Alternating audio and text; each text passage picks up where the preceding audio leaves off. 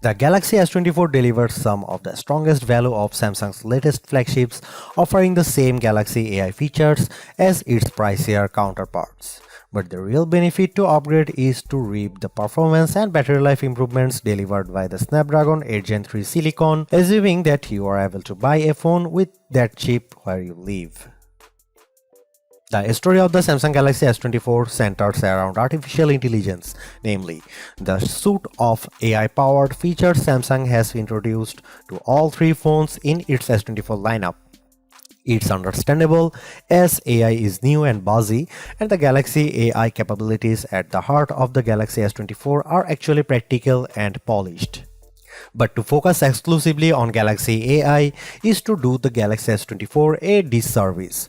Yes, the hardware tweaks and enhancements aren't terribly groundbreaking, not that it's easy making significant changes to a phone this well established. But the changes Samsung does make are important, improving upon an already stellar display while also tackling a long-standing complaint about the most compact model in its flagship lineup. My Samsung Galaxy S24 review will look at the Galaxy AI features, of course, and whether they make the most affordable model in Samsung's flagship lineup worth a purchase or upgrade. But I'll also look at the other changes made to the Galaxy S24 that produce one of the most well-rounded Samsung phones in years. The Galaxy S24 is available for $799 with the base model featuring 128GB of storage.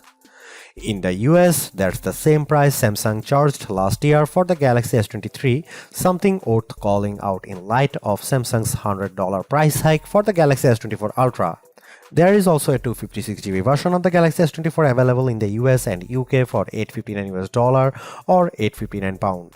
You will be able to find the Galaxy S24 at Samsung's website as well as the major retailers like Amazon and Best Buy.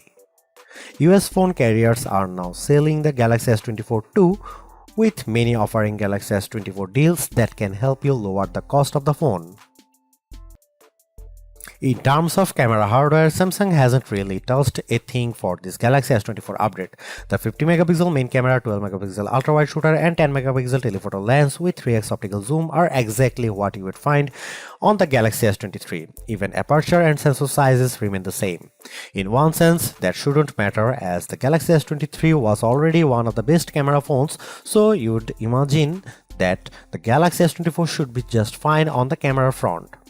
And that's before we get to some of the AI enhanced features Samsung has added to the S24 lineup. The trouble is Samsung's competitors have not stood still since last year. Now you can guys see some photo sample of Galaxy S24 and some comparison between S23 and S24 and iPhone 15.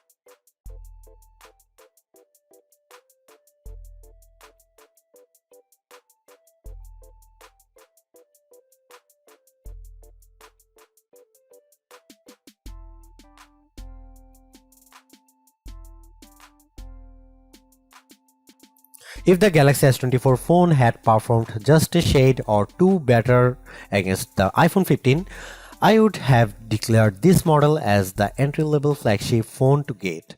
As it stands, this is still one of the best base model Galaxy S phones I have ever used, delivering a lot of value for $800.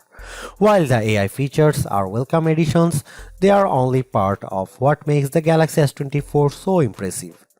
It's the bigger, brighter screen, longer lasting battery and stellar performance that make the phone device well worth getting, with Galaxy AI a nice add-on. Because the cameras haven't changed that much, I don't think anyone with last year's Galaxy flagship needs to concern themselves with upgrading. And perhaps even Galaxy S22 users can get one more year out of their device. Anyone with an older Galaxy flagship should run not walk to their nearest retailer to grab this new model. Perhaps the most impressive thing about the Galaxy S24 is the serious lack of FOMO you'll have if you opt for this phone over one of the more expensive models. Yes, the Galaxy S24 Ultra has the more impressive camera setup, but with the same Galaxy AI features and battery and performance improvements of its own, the Galaxy S24 is a worthwhile flagship in its own right. Thanks for watching, see you in the next one.